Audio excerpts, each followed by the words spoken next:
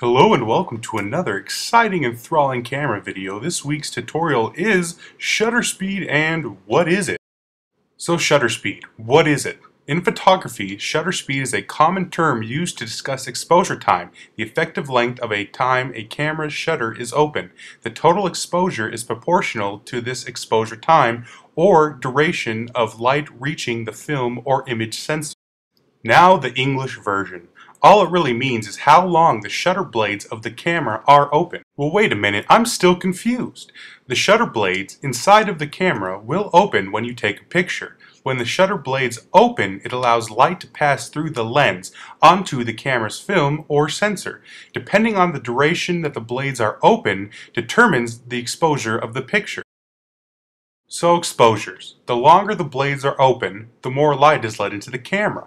The shorter the blades are open, the less light is let into the camera. Looking at your camera, you will see on your camera next to the aperture something like 1/250th, 1 second, 1/8000th. Well, what do those mean?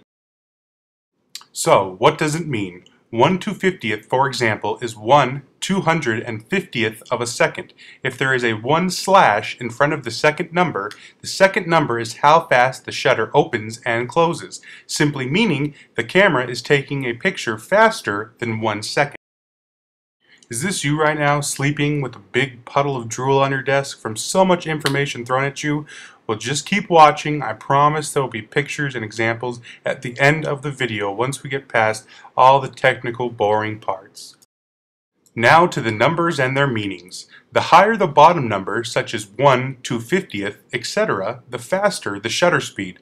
The fastest shutter speed is 1/8000th of a second on most DSLRs. The number with a quotation next to it means it's 1 second or longer. For example, 1 with the quotation is 1 second, 20 is 20 seconds, etc. Most DSLR's slowest shutter speed is 30 seconds, but there are ways to make the shutter speed go past 30 seconds for really long exposures. So then you ask, how long do I need the shutter to be open? Well, first off, what are you photographing? Here are some examples of different shutter speeds you may be using. What are you shooting? If you are photographing fast-paced, action-packed uber awesomeness, you will really want to freeze that motion, right?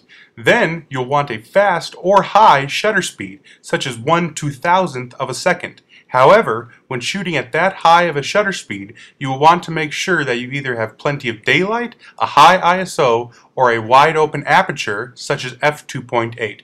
Remember, because that high of shutter speed isn't allowing much light to pass through those blades. A slower shutter speed, such as 1/60th, a second, etc., are used either when you have a still subject or you don't have a lot of available light where you are shooting, such as an indoor building, or possibly because you have a small aperture, such as f16. Don't worry, we'll go more into combining apertures and shutter speeds in the next video. Well, when do I use a tripod though? You will want to use a tripod when your shutter speed is less than 1/60th of a second as a general rule of thumb. The reason being, since the camera shutter blades are open for a longer period of time, your body's movement can actually shake the camera, thus creating a blurry image. I'll show you some examples soon, don't worry. You don't need a tripod when your shutter speed is 1/60th or more, unless you just want that added support and want to make sure that your image is tack sharp. Oh snap, it's review time again. Has your head exploded yet? Because mine sure has. But what do we know now? Number 1, the longer the shutter speed, aka the slower, the more light is let into the camera. For example, 1 second. Number 2, the faster the shutter speed, the less light is let into the camera. For example, 1/2000th of a second. Number 3, the bigger the bottom number, the faster the shutter speed. Smaller the number, the slower the shutter speed. Number 4, a fast shutter speed will freeze motion, whereas a slow shutter speed can create motion blur or use it for a desired effect. Number 5, only hand-hold shoot when you want your shutter to be faster than 1/60th of a second. Use a tripod when your shutter speed is lower than 1/60th of a second. Now it's time for pictures and examples. Okay, see that 1/60th mark on your camera right there? That's the slowest shutter speed you want to hand hold. Any slower than that, for example, is pushing the limits. You might want to use a tripod in this case. Not everybody is solid as a rock and can handhold for that long. 1 second. This is way too slow to be handheld, and if for whatever reason you're a rock and can handhold a camera without shaking for 1 second, then more power to you. But in other cases, at 1 second, you'll want a tripod. For freezing motion, a good starting point is 1/500th of a second. This will freeze most things you are photographing. For fast-moving, action-packed sports, 1/2500th of a second should freeze most anything that isn't faster than light itself.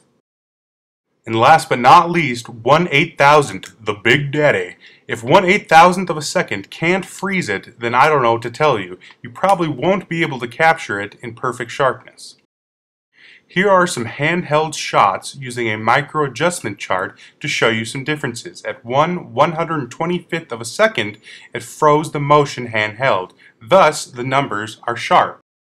The second handheld shot I did at 1/40th of a second. Now, as I said, don't go below 1/60th as a good rule of thumb. And if you zoom in on this image, it isn't perfectly sharp. There's a small amount of motion blur, thus pushing farther than what you want to do handheld. Uh-oh, blurriness in the photo. That's because this was handheld at 1/4th of a second. And as you can see, I'm not as solid as a rock, so I can't handhold the camera that long without moving just a tad. Ah, shoot. I failed. I wasn't a superhero and I wasn't able to handhold the camera for 1 second without moving just a little bit, which as you can see actually makes a big difference in the final image. There's a lot of motion blur because of the slight movements I was doing while the sensor was capturing the image. So here are some real-life shots. This was taken at 1/500th of a second at f2.8 to freeze the motion. Now, these were not handheld, they were all on a tripod. And you may be saying, well, the top and the bottom of photo don't look really in focus. That's depth of field if you remember watching the first video. If you focus in on the middle of the picture, you'll notice it's sharp and that the water is frozen at this fast of a shutter speed. Here's the second shot at 1/60th of a second at f2.8, and as you can see in the middle of the photo, it does have some motion blur when zoomed in. The water isn't perfectly frozen, and remember the top and the bottom parts of the photo are depth of field. That's the blurry out of focus parts. Those aren't supposed to be sharp. Now, these were all taken on a tripod, so the shot was not handheld. And for the final shot, this was taken at 1 second at f22. And as you can see, the beautiful motion blur. The rocks are frozen because I was on a tripod, thus meaning the camera isn't moving. And, of course, rocks don't really move either. But since the water was still moving, the camera is still picking up all of that movement, thus creating motion blur, which is how you get the creamy, milky, awesome-looking effect of water. Thank you again for watching, and I hope you enjoyed and learned something today. Remember to stay tuned for the next video when we combine aperture and shutter speed together for the ultimate picture-taking combo.